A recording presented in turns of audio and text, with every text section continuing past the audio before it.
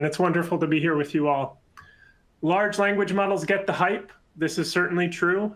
I do believe firmly that the future is in compound systems. I want to emphasize, though, that I also feel like the present is compound systems. I think we're all kind of intuitively aware, if we're working in the field, that we only ever interact with systems, but models get all the headlines. And so that kind of core insight can get clouded out. And part of what I want to do today is just raise your consciousness on the fact that we are all the time dealing with systems. But if that is getting lost in the shuffle, it is understandable because we are awash in headlines that are centered on large language models and other foundation models. This is a trend that really kicked off with the GPT-3 paper in 2020, of course. And that makes perfect sense because the headline result from that paper is that they did a thing in the world. They trained a model at 175 billion parameters, which is more than an order of magnitude larger than any model that had come before it. And of course, the central insight is that simple act of scaling led them to be able to design systems of a kind that we had never seen before. And so that really kicked off the trend of announcing lots of exciting new models. Here's another example of this. When Google announced its Palm model, of course, a headline there was that it was 540 billion parameters, so much larger than we had seen before. I think Palm is a system in the sense that I mean for the talk today, but they made the announcement in terms of a model. And they even did that for their Gemini system. I think, again, Gemini is a paradigm case of innovation at the level of model artifacts, but also at the systems that we build around them so that they can do exciting things. Gemini is a system, but of course, they described it as a model in keeping with this trend. And even OpenAI, which I think of as an outfit that really has reoriented around full software systems, where the paradigm example of that would be ChatGPT, which is a kind of experience that is powered by lots of interesting models. Even they, though, tend to announce things in terms of models. So GPT-4o, the new flagship model. I think these are really systems, but they centered it on the model. And of course, that's just the big tech players. If you're like me, it feels like every time you open up Twitter, your feed is just full of breathless announcements about some exciting new model series that is supposed to change everything. So if you're living in this kind of world with me, it makes sense that you would end up thinking in terms of models. But this is the central lesson here. We only ever deal with systems. And let me try to make this vivid for you. Here I've got on the slide a large language model. You can imagine that you downloaded it from somewhere as a pre-trained artifact, or maybe you spent millions of your own money to train this thing yourself. In some sense, you feel like this is going to be a really exciting and highly performant artifact, but currently it is just sitting on disk, completely inert. All it can do is occupy disk space at this point. To get this model to do anything at all, you have to do at least two things. You have to prompt it to put it in some kind of internal state. And then if you want it to be a generative system, you have to define some kind of sampling method. You have to get this model to talk, because intrinsically, all it really does is represent things in an abstract space. Having made a choice about a prompt and a sampling method, you now have a system. And part of the main thesis for today is that both of these things are non-trivial choices that are going to define the kind of system that you end up with. The prompt, the model, and the sampling method form a kind of minimal system, but already an important one. And then, of course, in the more modern mode now, we are taking minimal systems like that and giving them access to calculators and programming environments and databases and maybe even web APIs and the web itself. I think at that point, we can all see that this is a software system. The language model might have a privileged place here as a kind of hub for all the things that are going to happen, but it is just one component, and the capabilities of this system are going to be defined by how all of these things work together in concert and not solely by the language model. And that is kind of the essence of my thesis for today. In my group and in related groups at Berkeley and various other places, we have been thinking in these terms for quite a while now. And at the start of this year, we did a blog post called "The Shift from Models to Compound AI Systems." And I'm kind of today just giving you an updated perspective on the thesis from that blog post. I want to emphasize that that blog post is from February 18, 2024. And the reason I want to emphasize that is that in AI terms, that was a long time ago, and I'm hearing more and more of this talk. And in particular, Sam Altman, at a very recent OpenAI developer event, was musing aloud about the future of AI, and he said he expects to see a shift from talking about models to talking about systems, which to my ear directly echoes the title of our blog post. I don't know whether he was influenced by us or whether this is a case of convergent thinking or what, but we did say this first. I guess that's the main point I want to make, is like sort of goodbye, Sam. We've been thinking in these terms for a very long time. Why is this important? I'm going to try to support these main claims here, but let me just give them to you at a high level. The first is that this is important just from the perspective of investing in all of the right things as you're developing an AI solution.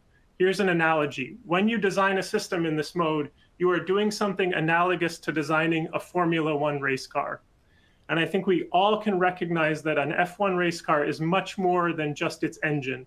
It's also aerodynamics and friction and the driver and the controls for the driver and everything else. All of those things have to come together to get a really good race car.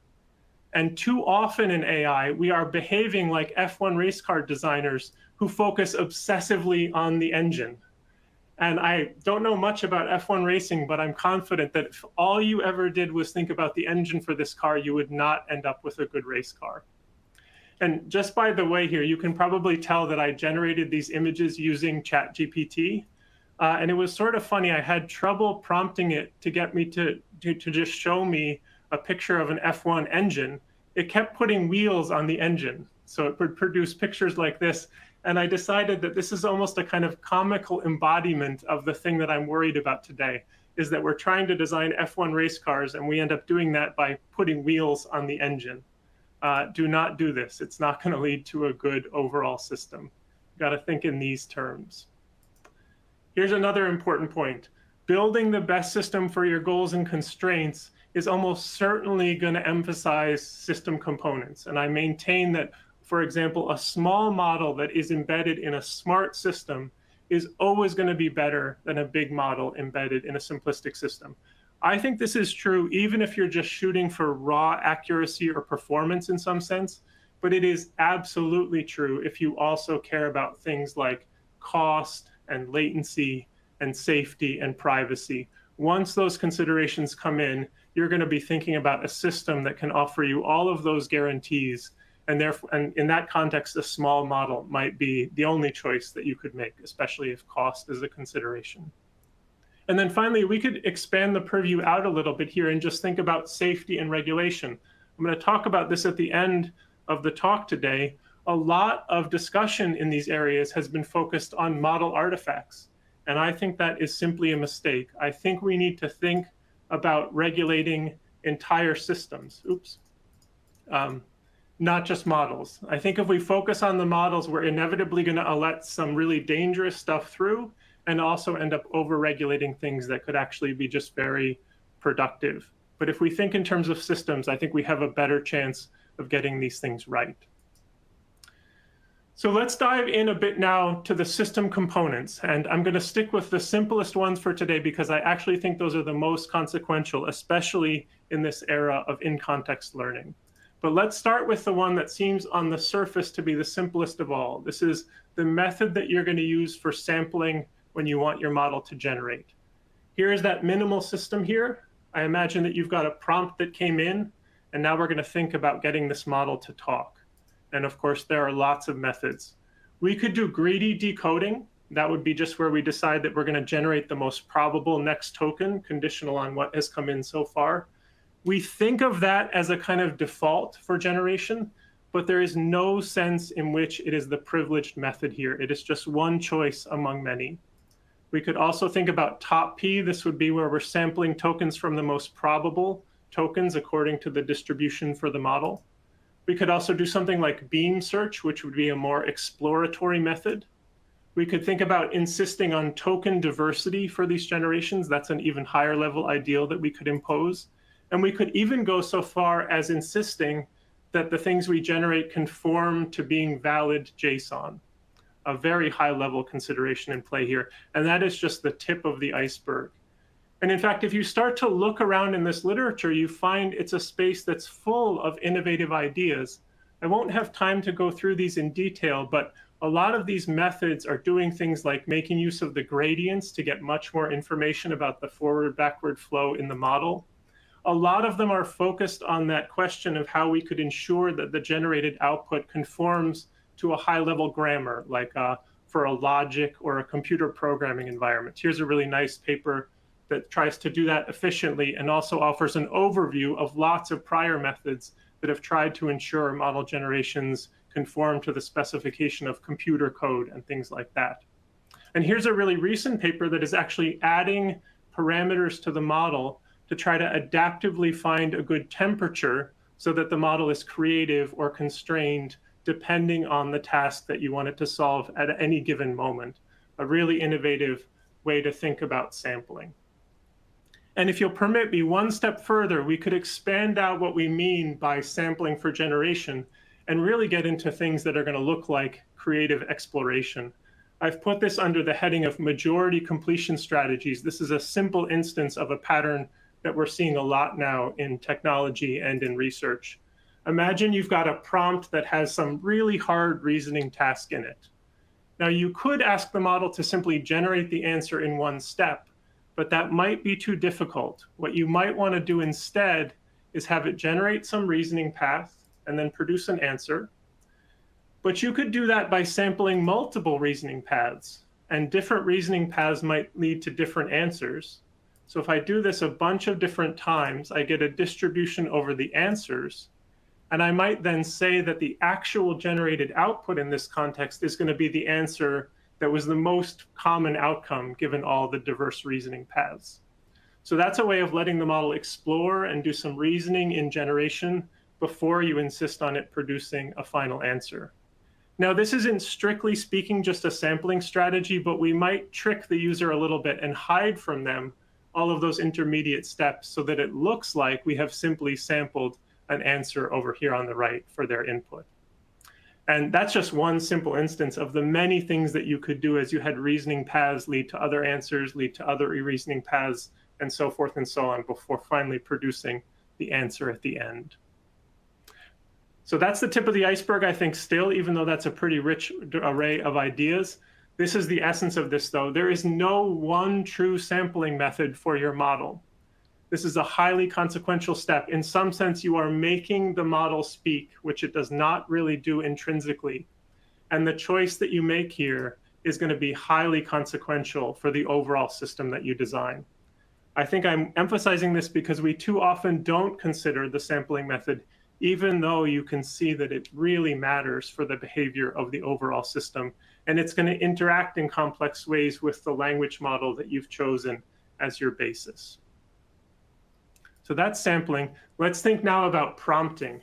And prompting is really the heart of modern AI system development. Probably a lot of you out there have done a lot of prompt engineering. You've worked very hard on prompts and seen that you can get complex and interesting behaviors from the resulting system. So that is certainly the heart of all of this. And if you've done it long enough, you might have discovered that it also can be quite heartbreaking. I want to discuss that with you as well. Let's reflect, though, for a minute on the origins of all this. We've started to take it for granted, but it's a new and very unusual idea. I think the origins of this really trace to the GPT-2 paper from 2019. This is Radford et al. There are some precedents before this, but this is the paper where it really crystallized, I believe. In that paper, they say, we demonstrate language models can perform downstream tasks in a zero-shot setting without any parameter or architecture modification. They go on, to induce summarization behavior, we add the text TLDR after the article and generate 100 tokens. In context learning. I want to confide in you all that when I first read this way back in 2019, I did not properly understand what it was saying. I was so cognitively biased against this kind of thing working that I thought surely somewhere hidden in this paper is a description of some fine-tuning method that they used to get that token TLDR to produce summarizations. But now I see, of course, that they really meant what they wrote, which was perfectly clear. I was just not primed to really understand it.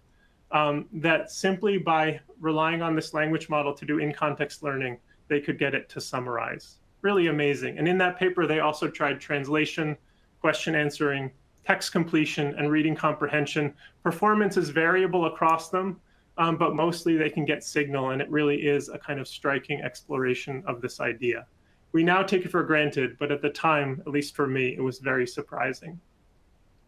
Then fast forward just 1 year, we get GPT-3, right? We've gone from 1.2 billion parameters for GPT-2 now up to 175 billion.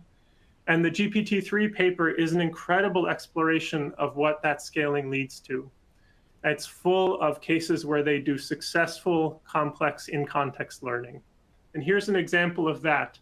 For question answering, we just prompt the model with a context passage, and then we give it a few demonstrations, which are also just part of the prompt that we're creating here.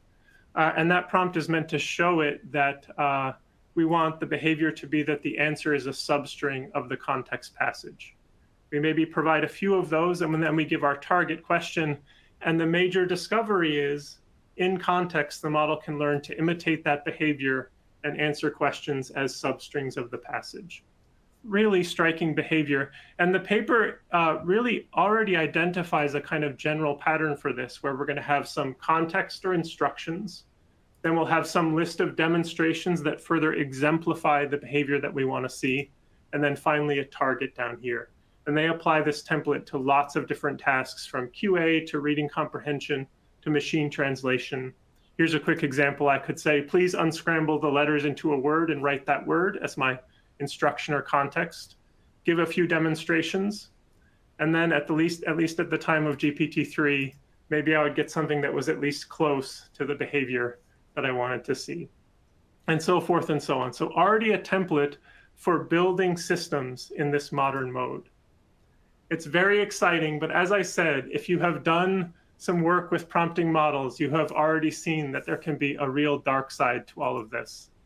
This is a paper that kind of crystallizes it for me. This is from a group at Berkeley and UW. Quantifying language model sensitivity to spurious features in prompt design, or how I learned to start worrying about prompt formatting. And this is a really dramatic case of sensitivity of the model to the prompt choice that you make. This is a sample table from the paper. They're looking at Llama 2.7b. The paper explores a bunch of other models. But just to take one example here, task 280 is an instruction following task. They have 2 prompt formats for it, and those formats differ only in whether or not they have colons in them after the words passage and answer.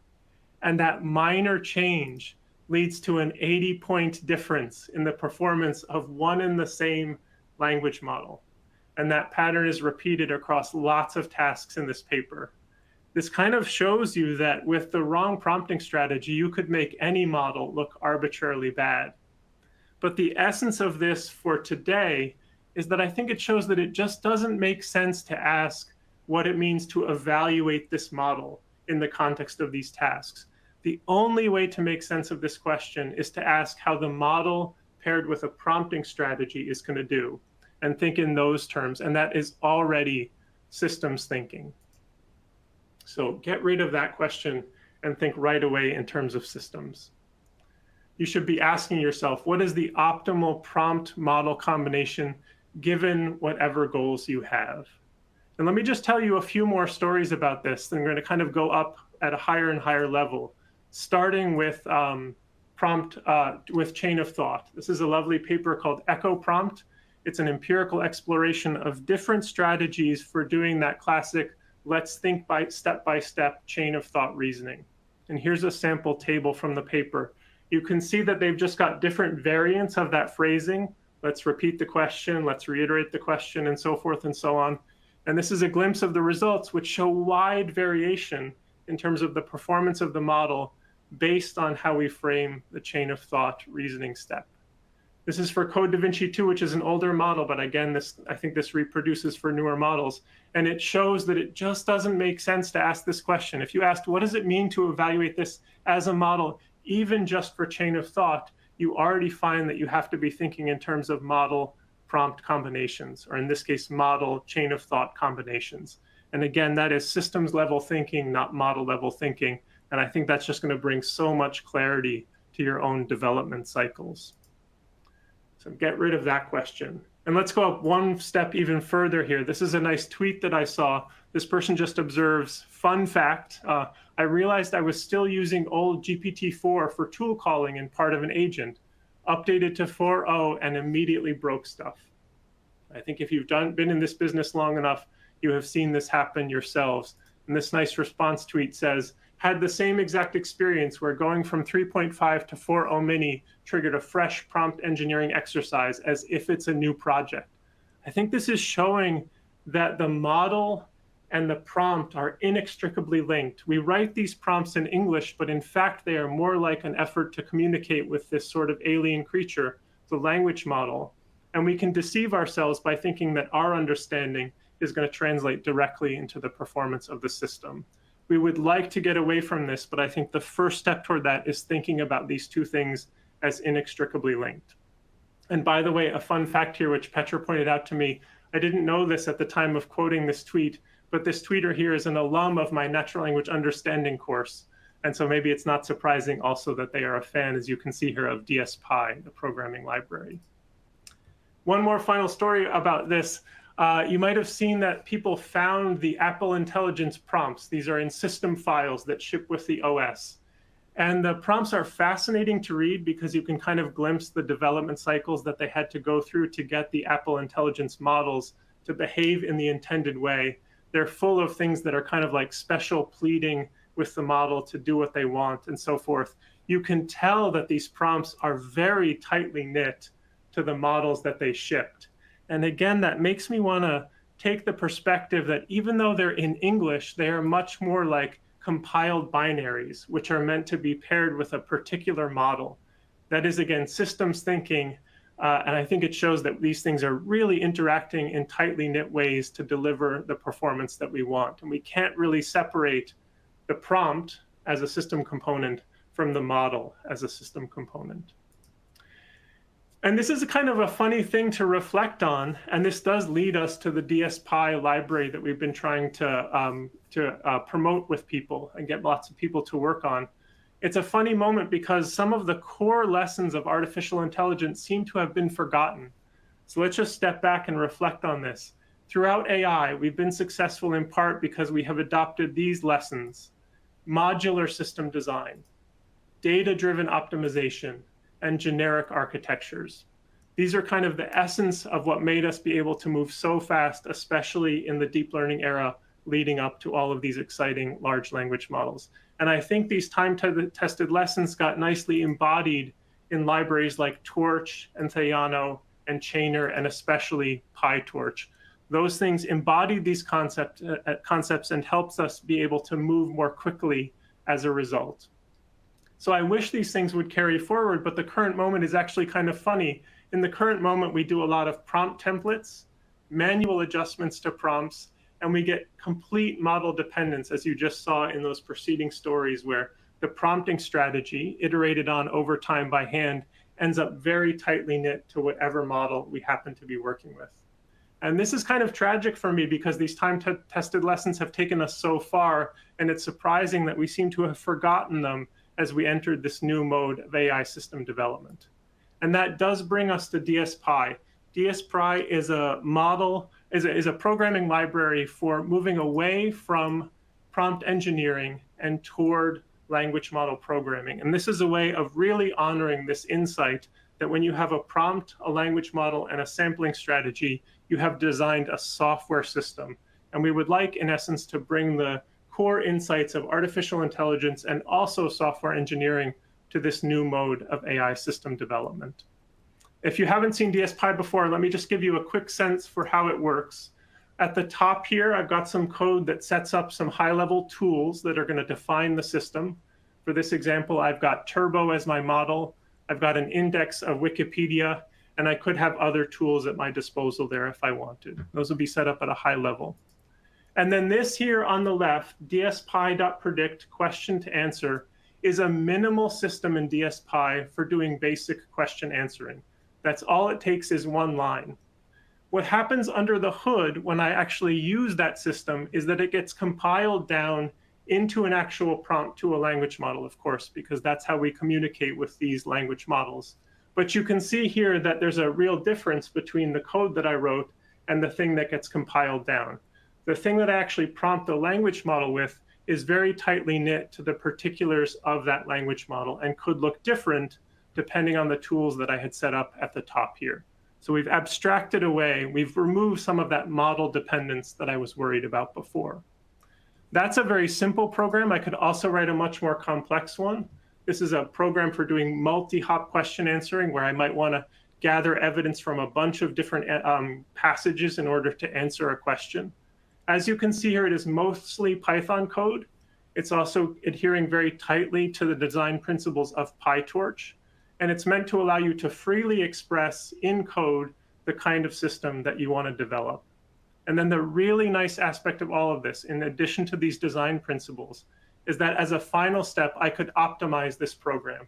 And in doing that, I would try to find a prompting strategy that was really successful, given the labeled examples that I have, and also independent of whatever tools I had chosen up here. And what I'm showing off at the bottom is an optimizer that would allow you to simultaneously optimize the instructions as well as the few-shot demonstrations that you were using. Those are both crucial aspects of successful prompting, and this kind of moves all of the burden of finding good ways of doing that onto the optimizer, a return to that time-tested lesson of data-driven optimization. And to show you how much this can matter and how important it is to think about expressing systems in these terms, I thought I would just highlight for you a few results from the original DSPy paper to emphasize a few different things about how important it is to think in systems terms. So I'll have here as a kind of framework for evaluation the program I'm going to write and the optimizer. And those will get paired with the language model to specify a complete system. And for the two models, I'll have Turbo and Llama 2 13B to show very different sizes and types of language model. At the top here, I have a real baseline system. It's the one that I showed you before, where I just go from questions to answers. And for my optimizer, I'm just going to randomly select a few shot demonstrations to help the model understand what kind of behavior I want to see. For this baseline here, we get about 34 for Turbo and 27.5 for Llama 2, where our metric here is exact match on the answer that we want to see. So that's a baseline system. If I go up and I just do retrieval augmented generation, a very simple DSPy program, I already get a boost just from gathering relevant information. And if I do bootstrap few-shot optimization, where here I am using the DSPy program to generate full examples, which could include retrieved passages, and including those in the prompt as examples of the behavior that I want to see, I get really large gains from my baseline, all the way up to 42 and 38 here. We could also think about using React agents. This is a very interesting proposal for having the model do some reflection and thinking about how to solve the task and break it down into pieces. This is less successful for this problem, but this still shows the power of systems thinking, because I have combined my program here with different optimization strategies and again seen real gains over the baseline. There is the nice twist here that you can see the human reasoning prompts, the ones that were carefully written by hand, actually underperform the prompts that we get from simple bootstrapping up here and also in this React context, which again shows the power of data-driven optimization over trying to very intelligently think of your own prompting strategy yourself. And then finally, at the bottom here, if we move to a program that is designed to do multi-hop reasoning, it is designed to gather evidence from multiple passages and use that to provide answers, we get really good systems here. We have gone all the way from 34 as our baseline up to almost 55 for Turbo, and seen even larger gains from 27.5 all the way up to 50 for the smaller model there. Really showing the power not only of intelligent system design, where we think about the prompting strategy and the optimizer here, but also showing the power that we can get out of small models. We have almost closed the gap here, and we saw larger gains for the smaller of the two. And that's a bit of a digression, but I think this is so important in the current moment that we think about designing systems that can get the most juice possible out of small models. This is a really insightful post from an analyst at Theory Ventures, and it's just titled Small But Mighty AI. And it includes the observation that 77% of enterprise usage of models is at the 13 billion parameter size or smaller. So not the largest models that get all the headlines, but actually much smaller ones. And for a glimpse as to why that is happening, you could just think about the latency numbers that are included in this blog post. If you've worked at all on industrial systems, you'll know that it's very nice to be at the space of around 18 milliseconds for latency. But as we move up to things that are more like above 50 milliseconds for latency, and certainly all the way up to 750 milliseconds, we have real headaches here, where at some level, those headaches are going to translate into this being very expensive. And of course, that might be just prohibitive. You could have a wonderful solution, but if it costs too much for people to use it relative to what you're gaining in the rest of the organization, it's just a non-starter. And again, that is pressure to pick the smallest models, but to get any juice out of those small models, we really need to think about the systems that we are designing around them. So your prompt will be a deciding factor in your system's performance. That's the thing that I want to emphasize the most here. Finally, I want to talk a little bit about tool access, because that, as I said before, is where we really transparently end up thinking in terms of entire systems, not just in terms of models. So this is the step where I'm going to actually bring in calculators and programming environments and databases and the web and web APIs and so forth. I think it's really clear at this point that these are systems. So I thought it would be nice to, instead of diving into the technical details, think about the overall consequences of designing systems in these terms. So as some food for thought for you, let me pose a few different questions. I'm going to offer you choices between two types of systems, and you can reflect for yourselves on which system you would prefer for whatever you're trying to do out there in the world. First question, which is more reliable? A giant large language model that embeds a snapshot of the entire web as of today, and then it's frozen, or a tiny language model working with an up-to-date web search engine? Which would be more reliable? Here's a second question. Which one would you prefer in some general sense? A giant large language model doing contextless autocomplete on your phone via a centralized service, so it's sending these completion messages back and forth, or a small model doing that same autocomplete task, but locally on your phone or whatever, and using your own chat history? Which would you prefer? How about this? Which one is more dangerous? GPT-4 with no access to databases or the web, or a 10 billion parameter language model that has been instruct-tuned to log into websites and has tool usage that gives it access to the web? Which would be more dangerous? And then finally, what do you expect to see in 2026? Massive foundation models that do math, retrieval, reasoning, and so forth entirely in terms of their parameters and their standard computations, or systems consisting of multiple models and tools working together in a coordinated fashion to do things like math and retrieval and reasoning? Maybe in the Q&A we can talk about these questions together. Let me start to wrap up here by just offering you a few thoughts on high-level consequences of all of this for technology and society. A nice place to start here is this recent legislation, SB 1047, which was vetoed by California's Governor Gavin Newsom. SB 1047 sought to do many things, but one of the main things it tried to do was offer new regulation based on the size of models. And in particular, SB 1047 was going to regulate specially models that cost more than $100 million to train and had 10 to the 26 flops performed during training. So truly a massive scale that we're talking about, whereas models of smaller sizes were by and large not going to be regulated by SB 1047.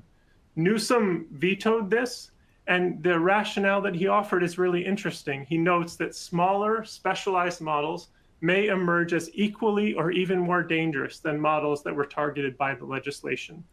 I'm not sure what prompted him to say this, but I think it is really wise. I think it is the observation, in essence, that we could take small models and embed them in complex systems that would, as systems, do things that were really surprising. They could be productive, but they could also be quite dangerous. But the constellation of those things working together in a system could be more dangerous than a very expensive model that was just sitting there on disk, unable to access the web and do other things that are really going to get us into trouble. So ultimately, I think this was a wise decision and points toward the idea that future legislation should be oriented around systems, not around models. We could also think about the consequences for research, and in particular for the kinds of comparative evaluations that we conduct. There are lots of leaderboards out there that are meant to rank different language models. This is one from Hugging Face, this is Chatbot Arena, and we have Helm from Stanford. And all of the entrants in these things are nominally listed as individual models. But of course, you can't actually evaluate a model. You can only evaluate a system. Under the hood here, we have to have at least a prompting strategy, a model, and some procedure for generation, the minimal system. And I can't help but feel that this is not quite the thing that we want to be evaluating. For my F1 race car analogy, this is as though we were running races that really were just engines with wheels. If you want to run a race of engines with wheels, that might be a sensible thing for you to do, but we should be clear-sighted about the fact that that is probably not the thing that we think we are doing. What we really want to do is think about these language models as components in larger systems. And so I would kind of exhort the community to reorient all of these leaderboard evaluations around entire systems. We could give privileged place to the language models if we want to as important components there, but we should really think about all the pieces working together in constellation, because that's the relevant thing to be asking when we think about these technologies being deployed out in the world. Final slide here, and this is kind of a prediction about the future. So this is also something that you might think about and ask questions about. I'm just reflecting on these last 5 or so years and what has happened. And what I think we see already is a few different notions of scaling in play as driving forces behind all of the progress that we've seen happen so fast. Starting in 2020 with the GPT-3 paper, we kind of began the era of scaling unsupervised training. That is just taking a really big language model and have it learn to imitate all the data on the web and all the data you can find, indeed. We continue to live in an era in which scaling up these processes is showing some gains. But I believe that on its own, this is not showing the kind of gains that we're seeing overall in AI. Those gains now are being driven, at least in part, by scaling up in a different sense. This is scaling up instruct fine-tuning. Starting in about 2022 with especially ChatGPT, we saw the power of having large teams of very smart humans create good input-output pairs that we can use to update models so that they learn particular things and acquire particular skills.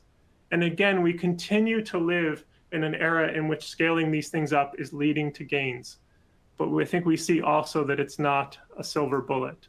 And that has led very recently to a rise in the first theme that I mentioned. If you think about sampling for generation, we're now seeing very sophisticated forms of sampling for generation that you could think of as kind of scaling up of inference time processing, search that you might do on your way to producing an answer to a user query. And I think that's going to continue from 2024 onward. But here's the final prediction. As we really think about the future, we are going to see scaling up of systems. Transformative things are going to happen in virtue of the fact that we take perfectly good language models, maybe even small ones if we're thinking about high volume services, and give them access in productive ways to lots of different tools and other things that make them really capable as systems. That's my prediction about the future. I think you should join me in moving from LLM thinking to full-on system thinking, because I think it will make you more productive in your work and lead to bigger gains, just like I'm predicting for 2025 and beyond. So I'll stop there. Thank you very much. I'm eager to hear your questions and comments.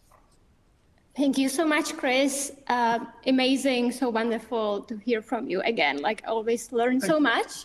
We got a bunch of questions. Hopefully more of those will keep coming up as we have this Q&A part of the session. Maybe the first one is more about the understanding of kind of the compound systems and the relationship to generative agents. So this question came up a few times, like how do generative agents play into this whole thing? Agents, yeah. So that could be a kind of technique that you use to take a language model and have it not only do things that it couldn't do in simple generation on its own, but also could be the key thing that bridges you into having that language model make use of tools and also make use of tool output. And so I think that really is systems thinking. And I would encourage people not necessarily to be purists. If you think about this as a software system, you could design an agent that was entirely depending on the model doing complex things in generation and really nailing whatever problem you've set up for it. But you could also write some code that would help bridge the gaps between the language model's capabilities and the thing that you want to see. If you're designing a system, that's a very natural thing to play with. And I think we could test this by the results that you achieve. Thank you so much. Near the beginning of the talk, you mentioned that modern AI systems are already producing multiple reasoning paths in the background. How does the system produce reasoning paths? And now how can we give users more access to the inner workings of these systems to help them evaluate the results? Yeah, interesting. There are a few layers to this. The thing that I was referring to with the majority completion, that really kicked off with the advent of chain of thought methods. Like let's think by step. And that was just the simple observation that if you had a model go through that, prompt it with let's think step by step and let it generate tokens in response, the process of producing all those tokens in ways that we don't fully understand often led it to more reliable answers. And we see now in retrospect that that was just the tip of the iceberg in terms of what's possible. Because I could have it do chain of thought to generate an intermediate answer, which could itself generate chain of thought reasoning. And I could have lots and lots of inference paths leading to lots of different outcomes, and then think about doing statistical analysis of all those outputs to decide on a final generation. And that's a real playground of different ideas that you could play with, different techniques that you could use. And it really is systems thinking, because you're going to now think about the prompt that came in, the structure of the overall system, which might even have multiple language models working together, and also think about how you're going to actually do these generations, what kind of sampling method you're going to use. And it adds that twist of how are you going to decide on the final answer? In my illustration, it was the most common occurring answer across all the reasoning paths, but you could even think about different variants of that idea. And I think that we've seen a kind of culmination of this in the OpenAI announcements of its 401 models, which are clearly doing lots of inference time work before they produce an answer for you. Part of the question was how we could expose more of that. I think OpenAI is not going to expose more of this. I think they regard these as trade secrets, but you could explore with smaller models to see what kind of behaviors you can coax out of them. And I think a lot of this is going to start to be explored in the research literature going forward. Thank you so much. The next question is about challenges to solve or to reach the system level scaling. Like, what do you see is still missing or the most challenging to get there? Like, what would you point out? So that's kind of like what is going to happen in 2025 and beyond in terms of scaling systems. I mean, they will just get ever more complex. You could think a paradigm case of this would be Google search. We have some precedent for this where at some level that began from a very simple search technology where they were just indexing pages on the web. And by now, 2024, that is probably such a complicated software system that no one individual could even begin to understand it. But it still functions as a result of teams of people and lots of dynamical behavior. And we're just at the starting point for these Gen AI systems. They look like Google did in probably the year 2001. And so over the next decades, I think we're going to see just incredible systems built up. And I think the thing to watch is when people actually do provide lots of tool access. So that essentially these language models become like you or me as we cruise around on the web with the capability to try different pages, log into different systems, communicate with people on social networks. When that really starts to happen, in a very free-form way that maybe even the system designers don't understand, we are sure to see consequential things happen in the world. And you can probably hear in my tone of voice that I think some of those will be productive and some of those will be quite problematic. But you can just predict that it's going to be consequential. There is also a follow-up question on that. And what are the recommended guardrails, right? Like how should we thinking about, like thinking also not about just the positive consequences, but possibly also negative consequences, how to establish the guardrails, like what might we be needing to think about at this point? Yeah, that is a wonderful question. And I'm not a regulator or a lawyer. But if I were, this would be where I would focus all of my attention. As I said, I think focusing on the language models is going to miss the mark. But I think if we think about regulating the systems, we're more likely to get it right for a few reasons. First, we just already have legislation that governs how these systems can behave, indeed, how any software system can behave. And I frankly think a lot more of that is going to carry over into the Gen AI realm than we currently give it credit for. We could also think about human aspects to this, like guarantees that these systems need to identify themselves as non-human as they interact with us, because I think that helps us as people figure out how to calibrate to them as agents. And it could also help us kind of control the situations that we allow them to enter into. But there might also just need to be some fundamental restrictions on, for example, whether or not we allow these models to log into certain kinds of websites or interact freely on some kinds of social networks. I'm not sure. I'm taking a kind of wait and see attitude. And I guess I'm hoping that the initial disasters are not cataclysmic so that we can learn from them and figure out how to respond as a society. Thank you so much. There are a few questions about consequences for individuals. So we talked briefly about kind of how this can influence the technology and the society. Like how can people think about this for themselves? There was a question actually which was phrased like, how might this influence a kind of normal person like me in kind of the next 5 years? Like what would you say to that? Oh, I think it's going to impact all of our lives. I think if we weren't even thinking about AI, it would still impact our lives, because we're going to see more and more systems that can help us in our daily lives. And again, a language model on its own is not going to help you very much at all, because it is kind of inert. But a language model embedded in a system that has prompting strategies and access to tools could be something that helps you with low-level tasks in your lives. It could also help you with doing interactional things, companionship, discovery of new ideas, creative expression. I think we're going to find systems that can help us with all those things. And that's the bright point. And also things like education. I think I'm a big booster on the idea that there's about to be breakthroughs in terms of the education experiences we can provide in a customized way at low costs because of Gen AI. But there are also going to be bad actors that try to do things like social engineer their way into getting our usernames and passwords, right? That is like the dark side of giving them a capability to log into websites and something like a goal of doing so. If we leave them unfettered, they might do really surprising things in response to that goal. So we're going to also have to, as individuals in society, just be on the lookout for AI systems run amok.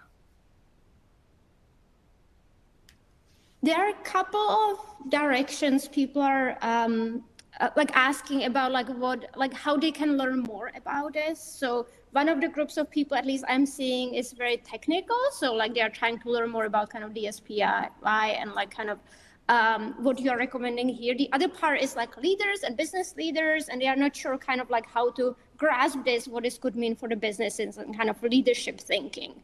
Do you have recommendation for both? Oh, fascinating. In terms of general education, for DSPy, we have a Discord and we have lots of tutorials. And I think one wonderful way to get involved in an open source project like that is to file issues or even make PRs that might turn into contributions, because that's a way to introduce yourself to the community and begin to have a positive impact and learn about the kind of things that are on people's minds. Maybe the first stop there is the Discord. It's thriving and give you a sense for the kinds of things people are working on. Some of them are working in teams, and you could think about kind of joining forces with them. So that's wide open. The research community is also wide open. I do think there are wonderful things on YouTube that could help you think about different prompting strategies, agents, tool usage. A lot of the themes that I touched on today can be unpacked into entire courses, frankly, but YouTube is pretty good about that. In terms of understanding what's happening in industry, unfortunately, seems like things are getting increasingly closed, and we're losing a lot of insight into exactly the decisions they're making and why they're making those decisions and so forth, even at the level of research innovation. And then if you're yourself a leader in an organization thinking about how you would define a generative AI strategy, that's probably worth its own separate lecture. But there are some things that I could offer as advice. And I think that maybe the main thing would be to early on think about what success is going to look like and what kind of testing you're going to do. So that that's a guided process with some clear goals in mind.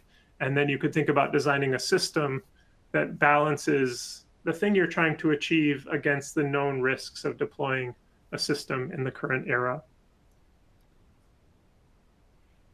Great, thank you so much. There are also people asking, there's a lot of information, as you mentioned, like you showed that nice slide with kind of just the Twitter or X kind of running. Like, how do you get information and like up to date with what's going on in the field? Like, what would you recommend somebody, they have maybe 10 minutes a day to kind of deal with like what's going in the field? Like, what would you recommend people? And also, what do you yourself follow and like find important to learn about? Yes. I feel some sense of loss about this because 4 or 5 years ago, Twitter was my go-to resource for this. My timeline was full of people announcing papers and discussing papers, and it was a great way to filter to get a sense for what was important and what kind of innovative things were happening. Because of changes at Twitter, now X, it feels less vibrant in that regard, and it seems like the communities have spread out into Blue Sky and Threads and Mastodon. So that's less reliable.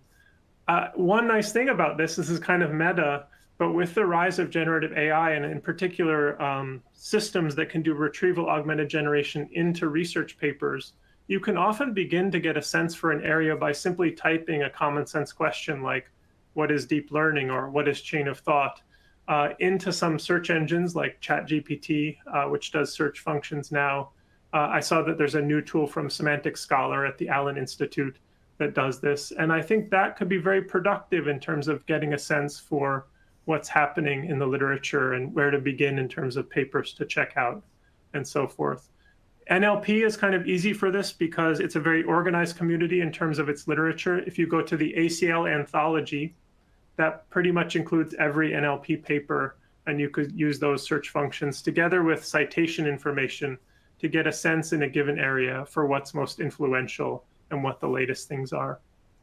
And that's a nice chance also to push the course that Petra and I do, Natural Language Understanding, which includes a project development phase that includes the technique of building a good literature review, kind of forming an experimental protocol, and then writing a paper, maybe with some associated code. And that is a kind of guided way to do a focused research project and get a sense for the rhythms of research in the domain. Great, thank you. Maybe we can take 1 or 2 more questions, like shorter ones. So one of them is DSPy getting traction in the business world? My engineering team is very focused on LangChain, but I'm trying to open their eyes to what DSPy offers. And we've gotten actually this question a few times about kind of the LangChain and kind of like where to look and what to do. Do you have some recommendation on kind of your input to this question? Yeah, I would check out, so DSPy.ai is the website. It's got documentation. It also lists out use cases. One nice thing about those is that many of them are blog posts from various organizations, from like JetBlue down to very new and small startups that have been using DSPy in various ways. And that could give you a sense for the coding patterns and the kind of problems that people have tackled, and also plenty of starter code. And then I think at a high level, whether you use DSPy or not, it could be LangChain, but I think the thing to do if you're just starting out is make some principled choices. It's very tempting at this point to begin with some prompt templates. And I think that can be very productive in terms of teaching you things, But the problem is that you might look back in 6 months and find that you have designed, in some sense, a system entirely around these prompt templates. But now any change that you want to make is almost impossible, and it has unintended consequences throughout the system. And then you have that dreaded moment, which I alluded to, where somebody says, you can't use Claude anymore, you have to use these OpenAI models or these Llama models. And what you discover is that now everything is broken. And that really does mean going back to step 0 and rewriting all these prompt templates. You have to avoid that failure mode. If you're already entrenched in prompt templates, you might just have to live with that and try to get out of it somehow. But if you are just starting out, do something that will involve expressing these things as proper software systems. And I do think DSPy is a great choice for that. It's especially tailored to people who are really experienced in machine learning. It has many of those PyTorch principles that I alluded to before. So there could be a bit of a learning curve at the start, but I think the investment will pay off in terms of you ultimately ending up with a system that is very flexible and adaptable and can respond to new requirements and changes in the underlying environment that you're working in. Thank you. And last kind of summary question, if people should take one thing from this talk, or like one fact, one information that you find the most important, even if they forget everything else, what would it be? What would you recommend? I think it really is to just avoid the trap of thinking entirely in terms of models. We're all doing it, and I feel like it's a trick we're pulling on ourselves because we always talk about the latest model releases, and we even talk about things that are clearly software systems like ChatGPT as though they were models, when in fact they are not. And so if you just embrace the fact that it's a system, that will mean that you concentrate your energy not just on the model choice or its properties, but also on the other things that are so consequential. And in that way, you'll be like that F1 race car design team that, of course, is focusing on much more than just the engine, because it is an effort to try to get all of those complicated pieces to work in concert to do something really difficult. And so I think intrinsically, that's just a better perspective to have. And then if you think about that note about what's happening in industry, where most of the energy is focused on small models, this is especially important because with a small model, you can't rely on simplistic system design, a simple prompting strategy. You have to do everything you can to get that relatively small thing to do a big thing in the world. And that really does place more pressure on system design. But as you can tell, I think that pressure is actually just a huge opportunity. Thank you so much, Chris. Thank you so much for making the time. Thank you for all the wonderful questions. We couldn't get to all, but we tried to kind of at least cover most of them on higher level. Appreciate everybody joining. We will post this on YouTube. Also, we will share the recording of this session. So thank you again and have a wonderful day. Thank you, Petra, and thanks to everyone for all those questions. This was really a wonderful discussion.